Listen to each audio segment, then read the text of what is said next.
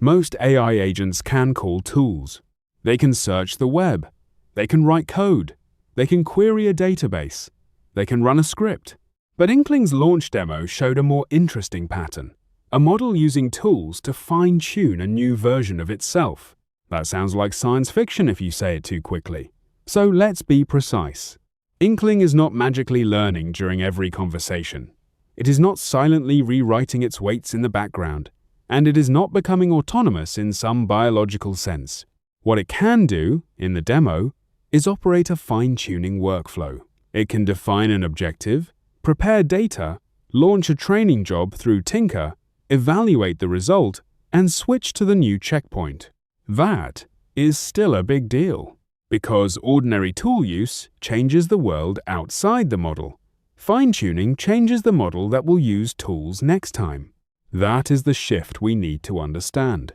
Inkling is an open-weight model from Thinking Machines Lab. It is a general-purpose multimodal model. It can take text, images, and audio as input, and it produces text as output. The headline numbers are large, 975 billion total parameters, with about 41 billion active parameters per token. It is a sparse mixture of experts model, which means the full model has many expert networks, but only a subset are active for each token. The weights are released under Apache 2. That matters because it gives researchers and infrastructure teams much more freedom than a closed hosted-only model. But open weights do not mean cheap local inference. Hugging Face's launch material estimates roughly 2 terabytes of VRAM for the BF16 version and roughly 600 gigabytes for the NVFP4 version. So this is not a model you casually run on a single gaming GPU. Inkling is open, but it is still an industrial-scale system. And the interesting part is not just the model, it is the model plus the fine-tuning platform around it. The phrase self-fine-tuning is easy to overhype, so we should define it carefully. In Inkling's launch demo, the model is asked to become a lipogram model, a model that avoids using the letter E. The base model is not already perfect at that task. So, Inkling uses a workspace and the Tinker fine-tuning API to create a specialized version. It writes the objective. It prepares training and evaluation examples. It launches a fine-tuning run. It evaluates the new checkpoint against the original behavior. Then the assistant switches to the fine-tuned checkpoint. That is the key idea. The model is not learning inside a single inference call. It is orchestrating an external training pipeline. This is closer to an AI engineer doing their own ML ops work than to a model spontaneously changing its mind. But that distinction does not make it less important. It makes it more practical, because if a model can reliably operate its own training loop, then customization becomes something agents can do, not just something humans configure by hand. Think about the demo as a loop. First, the user gives the agent a behavioral target. Avoid the letter E. Second, the model turns that target into an optimization problem. What does success look like? What counts as failure? How do we test it? Third, it creates or selects examples. It needs prompts, desired outputs, and negative cases where the old model would fail. Fourth, it launches a fine-tuning job through Tinker. Fifth, it evaluates the new model, not with vibes, but with a measurable rule. Did it avoid the forbidden character while still producing useful answers? Sixth, it switches the runtime to the new checkpoint. This is the pattern that matters. The model is acting as a training loop operator. It is not just a chatbot answering a question. It is designing an experiment, running it, checking the result, and then using the result. That is why this is a real agentic milestone, even if the mechanism is familiar machine learning infrastructure under the hood. A normal tool-using agent has a relatively clean boundary. The model decides what to do. The tool does it. The result comes back into context. The model continues. That can still be risky, especially when tools affect files, money, infrastructure, or other people. But the model itself is mostly unchanged. Fine-tuning crosses a different boundary. Now, the tool does not just return a result, it can produce a new policy. If the fine-tune is good, the model becomes better at the task. If it is bad, the model can become overfit, less safe, less general, or worse, at things it used to handle well. That means self-fine-tuning needs stronger gates than ordinary tool use. You need permission boundaries. You need data rules. You need evals. You need rollback. You need to know which checkpoint is running. And you need to know why it was created. The moment an agent can modify the model it depends on, MLOps becomes part of agent safety. Underneath the demo, Inkling is a large, sparse, mixture of experts model. The public details describe a decoder-only transformer with 66 layers. It has 256 routed experts, with 6 routed experts active per token, plus 2 shared experts active on every token. That is how you get the contrast between total parameters and active parameters. The model has almost 1 trillion parameters available, but each token only activates a smaller path through the network.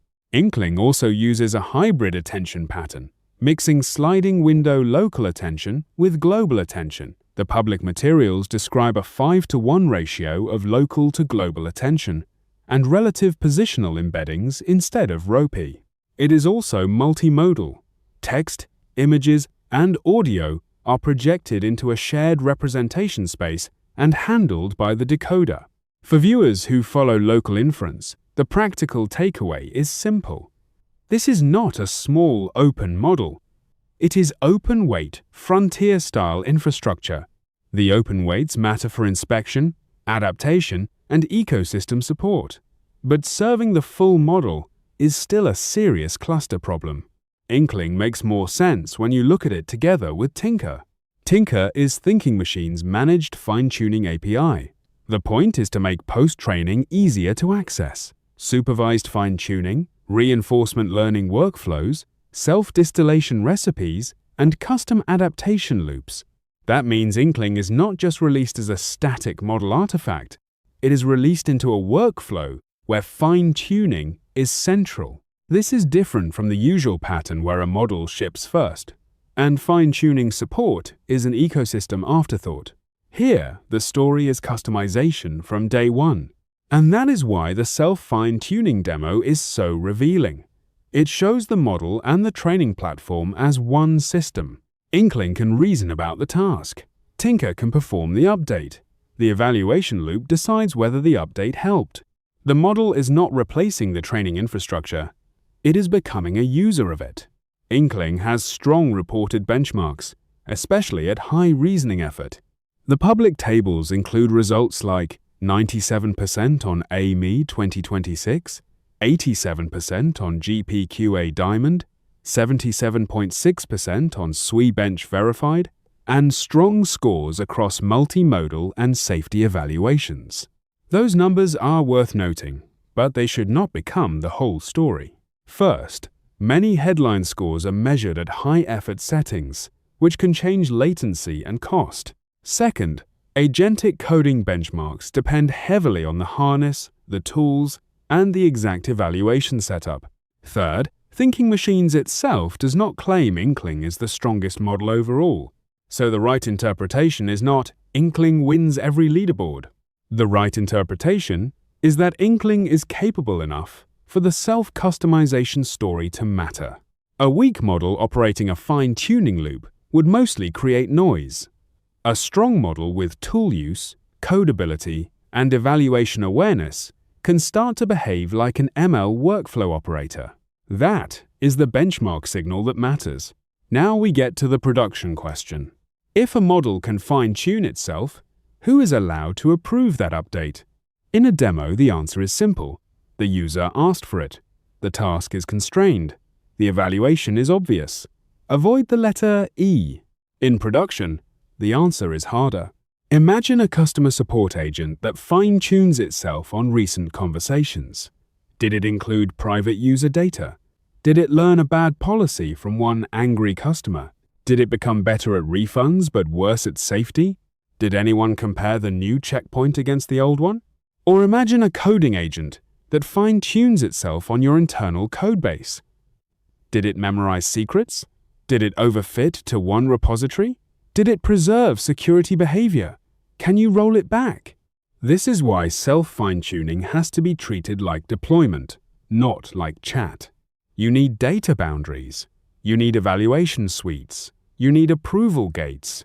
You need model lineage. You need logs. You need rollback. The exciting part is that agents may be able to automate more of the training loop. The non-negotiable part is that they should not be able to promote their own checkpoints without supervision. Inkling points toward a broader direction in AI systems. The next generation of agents will not only call tools, they will generate data, run evals, tune models, compare checkpoints, and decide which version is better for a task. That could make custom AI systems much easier to build. Instead of manually writing every fine-tuning job, you might describe the behavior you want, let the agent propose the dataset and evaluation plan, review the plan, and then let it run. But the future is not autonomous self-improvement without constraints. The realistic future is model-managed adaptation, with human and automated gates around it. That is the interesting thing about Inkling. The model is open, weight, and large. The architecture is impressive. The benchmarks are strong. But the deeper idea is operational. Models are starting to participate in their own post-training pipeline. That changes what an AI agent is. It is no longer just a model plus tools. It is a model, tools, training infrastructure, evaluation, and governance, all in one loop.